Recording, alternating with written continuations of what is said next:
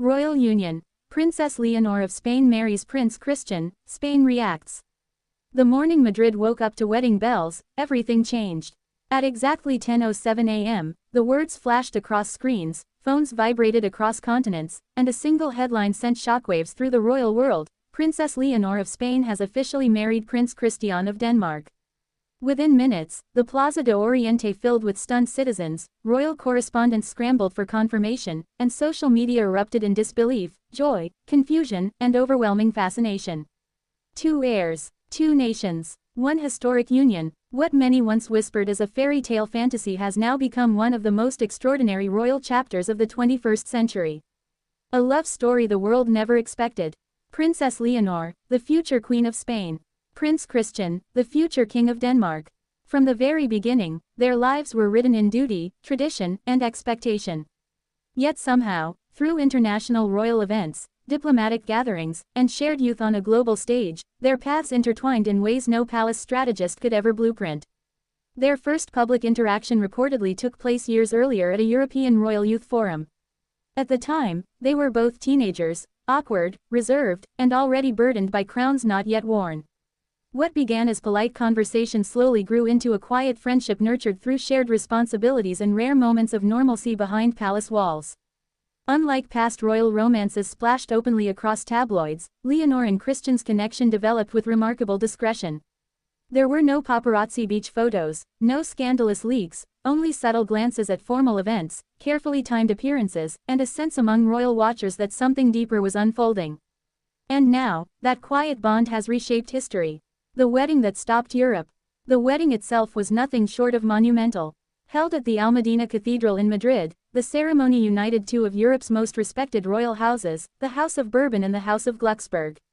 Sunlight poured through towering stained glass windows as Leonor arrived in a gown that instantly became legendary, a modern yet timeless design woven with symbols of both Spain and Denmark. Prince Christian, visibly emotional, waited at the altar in a ceremonial uniform honoring both armies, his own and that of his bride's homeland. When Leonor stepped forward, the cathedral reportedly fell into complete silence. World leaders, royals, and dignitaries from every corner of the globe filled the pews. Kings, queens, crown princes, and princesses rose as one when the couple was pronounced husband and wife. When the cathedral doors opened and the newlyweds appeared on the steps, Madrid erupted. Church bells rang across the capital. Fighter jets traced heart-shaped trails above the city.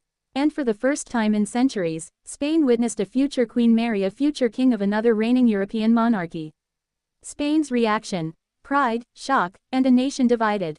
Across Spain, the reaction was immediate and emotionally charged. For many, it was a moment of immense pride.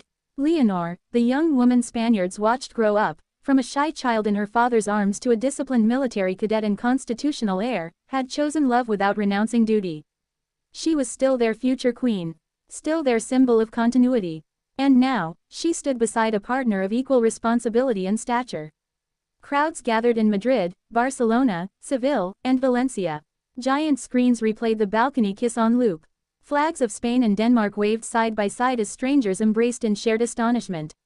Yet not all reactions were purely celebratory. Some citizens expressed concern over the political implications of such a powerful royal alliance. Would Denmark gain influence in Spain's future monarchy? Would Leonor remain fully independent as queen, or would a dual-crown dynamic emerge? Could one woman truly balance two royal legacies without conflict? Royal historians called it the boldest dynastic union in modern European history. What this means for the future of Spain and Denmark. For the first time in generations, two future sovereigns have chosen to unite not just emotionally, but symbolically. Princess Leonor remains first in line to the Spanish throne, while Prince Christian remains the undisputed heir to Denmark. This unprecedented situation reshapes centuries of royal protocol. When both ascend their thrones, the world could witness something unseen since medieval Europe, a married couple ruling two separate sovereign nations simultaneously. Palace advisors insist both heirs will govern independently, preserving constitutional boundaries. Yet the symbolic power of their union will inevitably influence diplomacy, European cooperation, and cultural ties between North and South. Spain gains a direct personal bridge to Scandinavia. Denmark gains a royal bond to one of Europe's most globally influential countries. And the rest of the world watches as a new kind of monarchy begins to take shape, less bound by borders, more defined by unity. Queen Letizia and the queen who helped shape a princess. Few figures at the wedding drew more emotional attention than Queen Letizia. As Leonor's mother, Letizia has spent years preparing her daughter for a life defined by scrutiny, sacrifice, and unwavering public service. Watching her step into womanhood, marriage, and an even greater destiny was a moment that reportedly brought tears to the queen's eyes. Observers noted how Letizia squeezed Leonor's hand just before she walked down the aisle, a quiet reminder that behind the grandeur stood a mother watching her child step into history. Across the aisle sat Denmark's queen, equally emotional as she watched her son take his own irreversible step toward destiny. Two mothers, two heirs, one moment that rewrote European royal tradition. The public unmasking of a carefully guarded romance. Perhaps the most astonishing element of this union is how successfully it remained secret. No engagement leak, no exclusive magazine reveal, no staged paparazzi moment. The announcement came directly from both royal houses in a synchronized release that stunned even the most seasoned royal correspondents.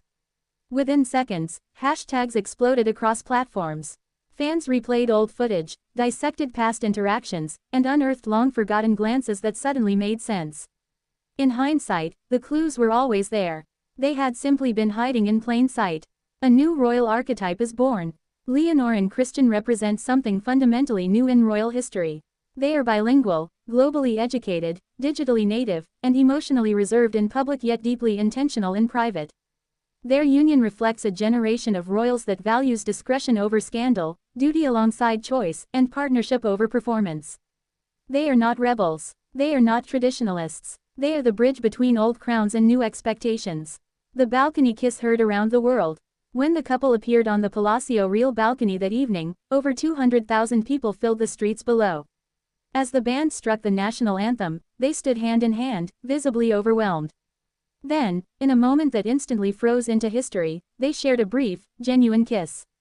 The roar that followed was deafening. Fireworks lit up the Madrid sky.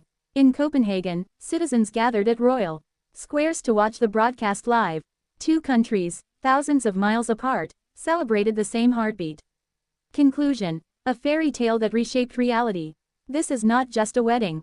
It is a redefinition of monarchy in the modern age, where love and legacy no longer stand on opposing sides, where heirs write their own chapters without abandoning the weight of history. Princess Leonor and Prince Christian have not only united two royal families. They have united two future crowns, and possibly two eras. Today, Spain woke up to a queen in waiting who has chosen love without surrendering duty. And the world will never look at European royalty the same way again.